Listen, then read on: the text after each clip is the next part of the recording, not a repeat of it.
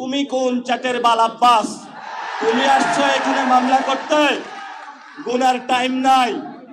Senior citizen আসেন, senior citizen আসেন, আমরা সম্মান করতে চাই। মির্জা আব্বাসের ছুনোপুটিও আমরা ঢাকা হাটে খুঁজে পাইতাম না, এটা আমাদের ভালো করে জানা আছে।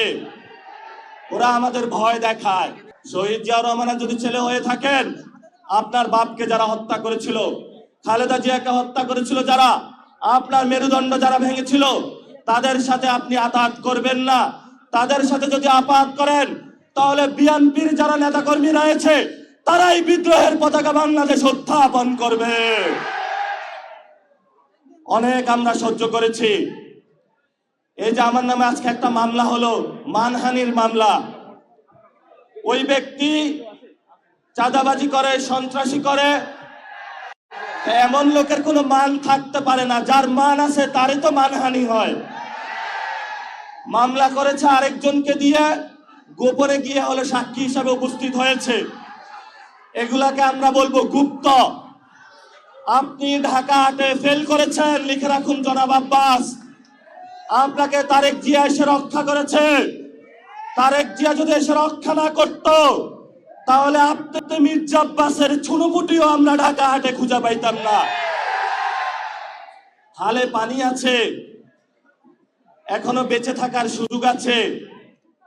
ভদ্র হন, ভদ্র হতে শিখুন। আমরা সভ্য সমাজে বসবাস করি, অসভ্য আচরণ করবেন না। অসভ্য আচরণ যদি করেন, কিভাবে আপনাকে সভ্য করতে হয়, আপনাদেরকে সভ্য করতে হয়, এটা আমাদের ভালো করে জানা আছে। ওরা আমাদের ভয় দেখায়। আমরা এক আল্লাহ ছাড়া কারো কাছে ভয় পাই না। মামলা হামলা অনেক আগেই পার করেছি। শেখ হাসিনার আমলে রিমান্ডে নিয়ে আমাকে মাথা নিচের দিকে দিয়ে, পা উপর দিকে দিয়ে সারা রাত নির্যাতন করেছিল। কখনো আপোষ করার চেষ্টা করি নাই। তুমি কোন চ্যাটের বাল আব্বাস? তুমি আসছো এখানে মামলা করতে, গুনার টাইম নাই। সিনিয়র সিটিজেন আসেন, সিনিয়র সিটিজেন আসেন, আমরা সম্মান করতে চাই। কিন্তু নিজের সম্মান যদি না রাখতে পারেন, তাহলে এই যারা ইয়াং জেনারেশন আছে, জেনজিরা আছে, আপনার পুরা সম্মানের চাদর খুলে বুড়িগঙ্গায় নিক্ষেপ করবে। আমরা ধৈর্য ধারণ করতেছি। আমরা শান্তিতে বিশ্বাস করি, আমরা গণতন্ত্রে বিশ্বাস করি। ওই দিন নির্বাচনের দিন আমি যদি সেইখানে কনফ্রন্টেশনে যেতাম, হাজার হাজার স্টুডেন্ট হসপিটালে থাকতো। আমি গণতন্ত্রে বিশ্বাস করেছি, কিন্তু গণতন্ত্রের নামে আপনারা ইঞ্জিনিয়ারিং করেছেন। আমরা এখনো সহ্য করছি।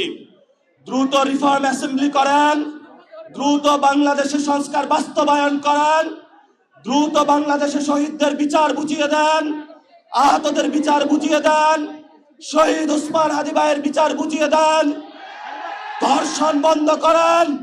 নরসিংদীতে গতকাল একটি ধর্ষণ হয়েছে। আপনার সন্তান আছে, তাকে আপনি নিরাপত্তার চাদরে আবৃত করে রাখেন।